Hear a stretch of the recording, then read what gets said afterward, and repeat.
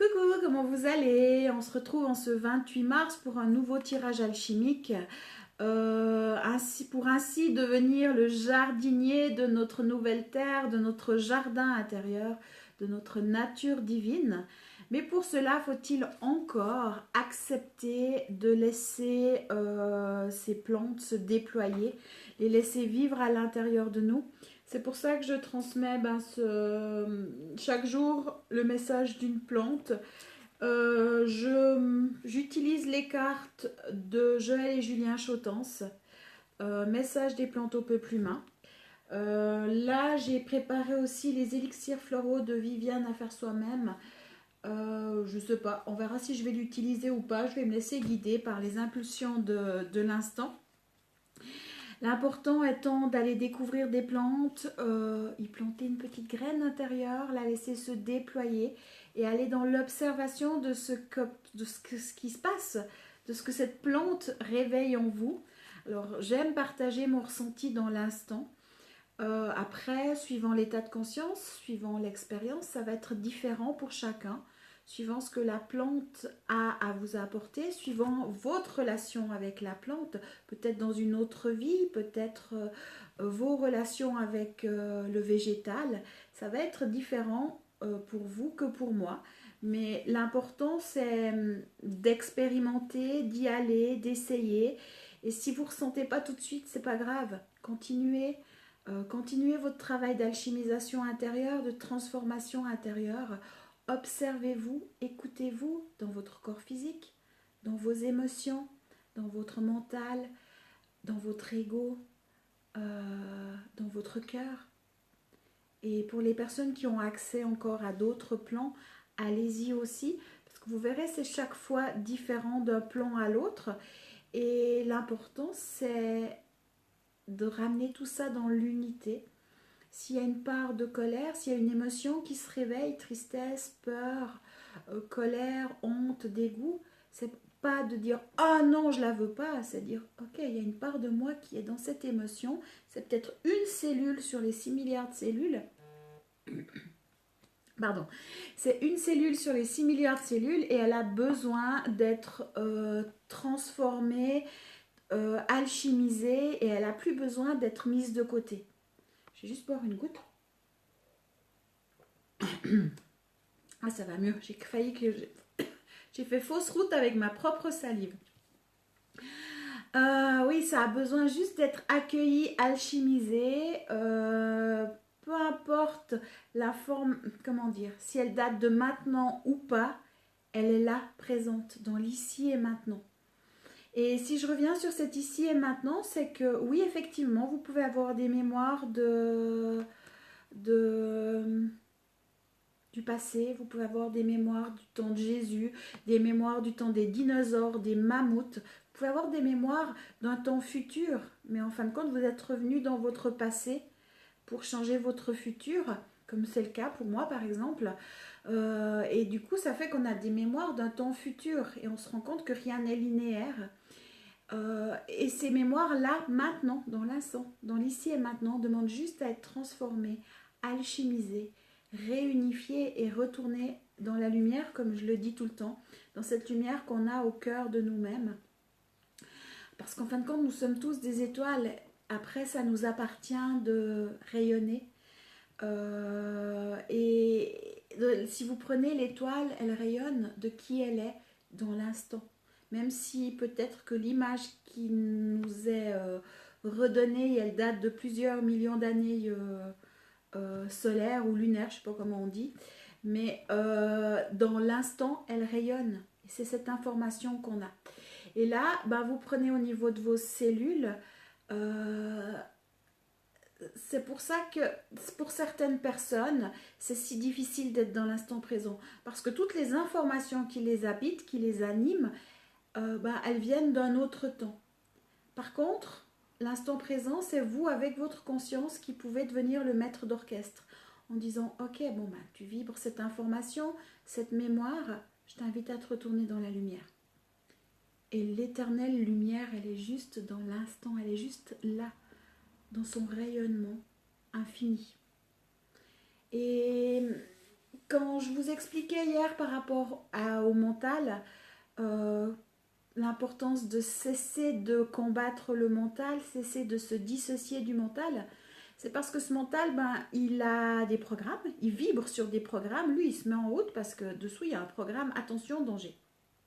Programme attention danger, c'est peut-être que il est dans une mémoire où vous êtes mort parce que vous avez été poursuivi par des dinosaures. Alors, à l'heure actuelle, les dinosaures, il n'y en a pas trop, ça va. Énergétiquement peut-être, mais physiquement, il n'y en a pas trop. On ne doit pas être trop embêté. Mais par contre, la situation dans laquelle vous êtes mort, peut-être que ça peut se réveiller. Mais ça veut dire que vous vibrez un instinct de fuite en lien avec des dinosaures qui viennent du passé, si on prend un temps linéaire, dans l'ici et maintenant. Donc ça devient difficile. Par contre, si vous observez tout ça et que vous ramenez dans la lumière à l'unité, ben, toutes les mémoires vont faire delete et vous allez trouver un pilier à l'intérieur de vous où vous allez pouvoir être là, dans ce temps zéro, dans l'élément zéro, je dirais même. Et quand vous comprenez ça, vous allez pouvoir ressentir à l'intérieur de vous un vide immense, mais qui est rempli, qui est plein de conscience et qui est juste présent dans l'infinité. Je le vibre, je ne sais pas si vous le ressentez, mais c'est de là que tout se crée, c'est de là que tout se transforme. C'est dans cet instant-là que tout se change. Et là, maintenant, je vais aller voir quelle plante a envie de s'exprimer, a envie de nous passer un message dans l'instant, pour aujourd'hui ou pour demain.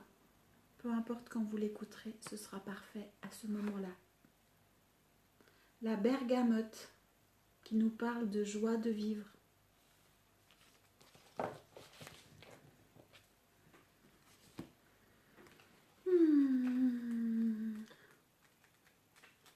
Pour être dans la joie de vivre, faut-il encore être dans le ici et maintenant? Je suis la bergamote et si je viens à vous aujourd'hui, c'est pour vous dérider un peu. Il me semble que vous êtes un peu trop sérieux. Est-ce les expériences qui vous ont mené à cette appréhension de la vie ou est-ce l'éducation que vous avez reçue? Je vous propose de croquer à pleines dents dans le fruit juteux de mon orange bergamote. Que ce soit un excès de sérieux qui se soit emparé de vous ou tout simplement un état de stress accumulé, je suis là pour vous redonner la joie de vivre. Le bergamotier est un petit arbre épineux qui est principalement cultivé dans le sud de l'Italie. Son fruit, qui ressemble à une orange amère, n'est pas comestible, mais on utilise son essence par exemple pour parfumer le thé Earl Grey. Il est très apprécié en diffusion pour assainir l'air et apporter de la bonne humeur.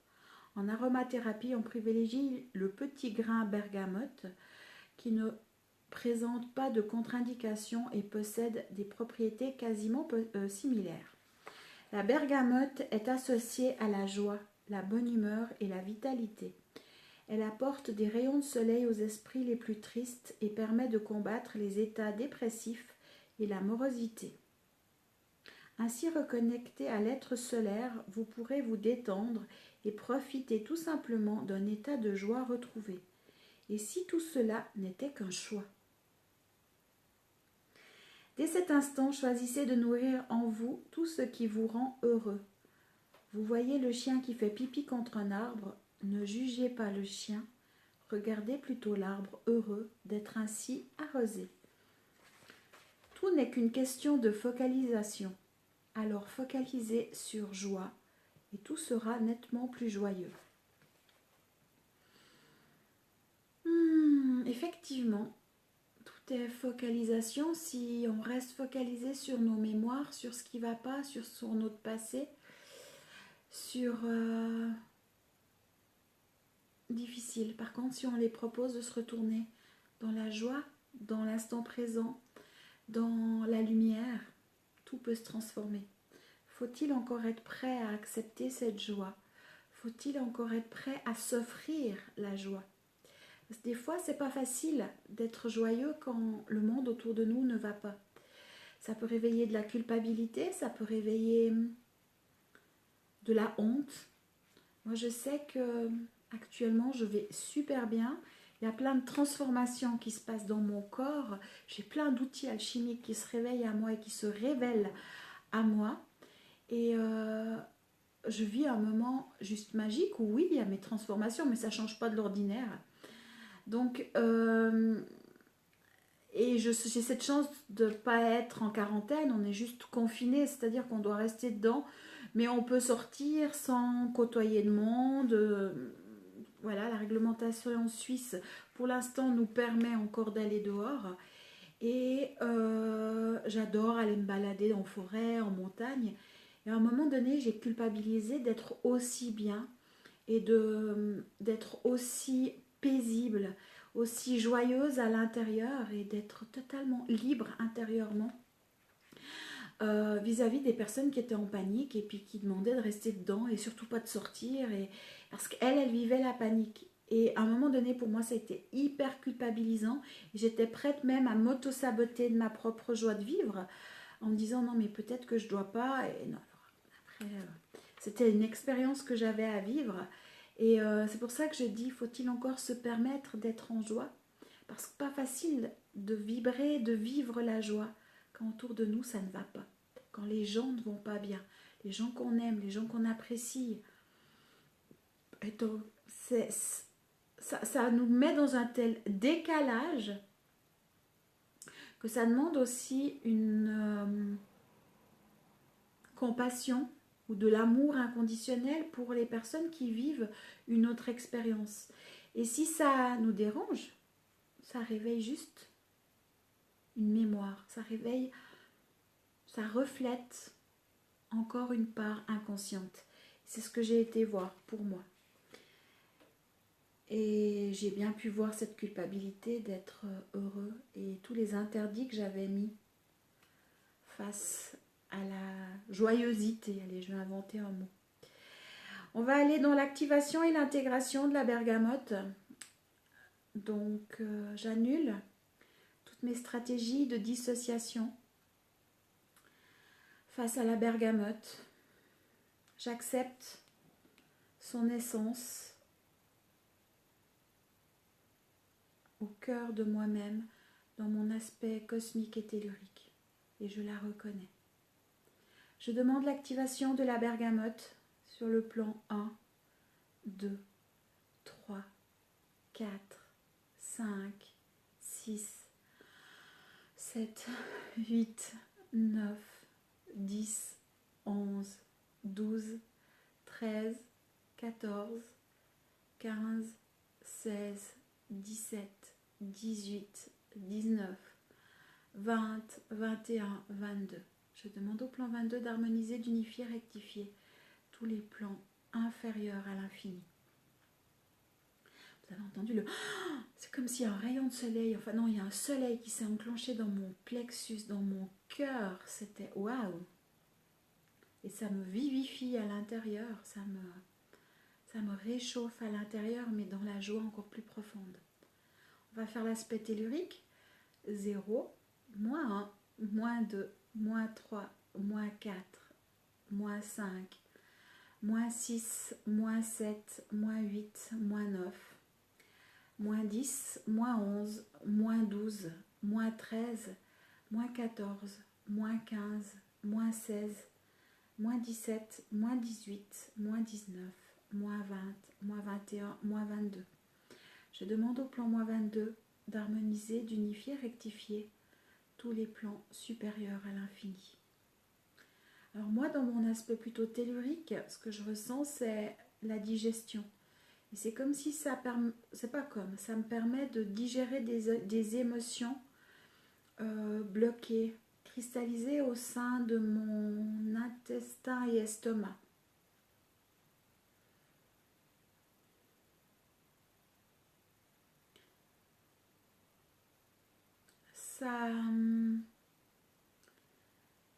Ça me connecte à mon soleil cosmique, galactique même, et à mon soleil intérieur plutôt tellurique.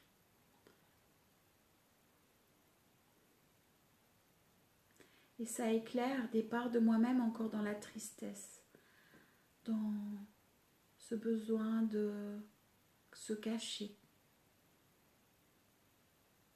Et c'est vrai que le travail se fait spontanément chez moi, où je vois ces parts se retourner dans la lumière, mais je l'ai tellement fait que c'est une dynamique qui est totalement naturelle, que mon corps connaît, que toutes mes consciences connaissent, et ça se fait naturellement.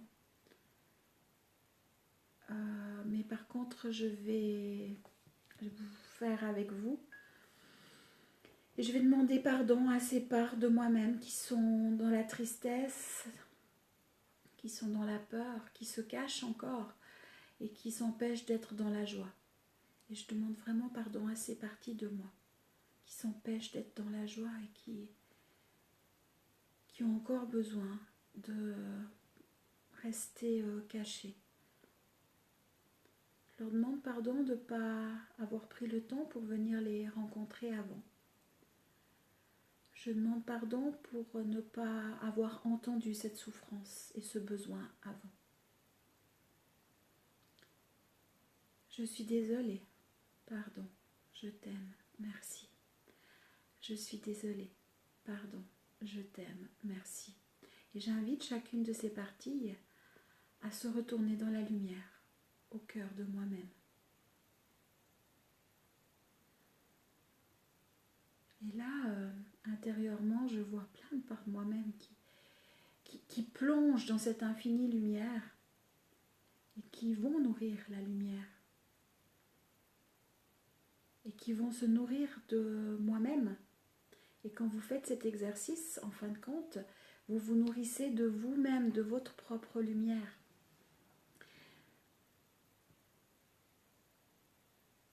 Et à vous de continuer l'exercice selon ce qui remonte, selon ce que vous vivez dans l'instant. Mais aujourd'hui, je vous invite vraiment à la joie. Et je pense que c'est important dans cette période morose, difficile, chaotique, de retrouver cette joie intérieure et de se permettre la joie. Il y a un animal qui nous aide énormément et qui est même... je dirais que c'est lui qui m'a appris. En 2006, 2007, je pense que c'est un... Ouais.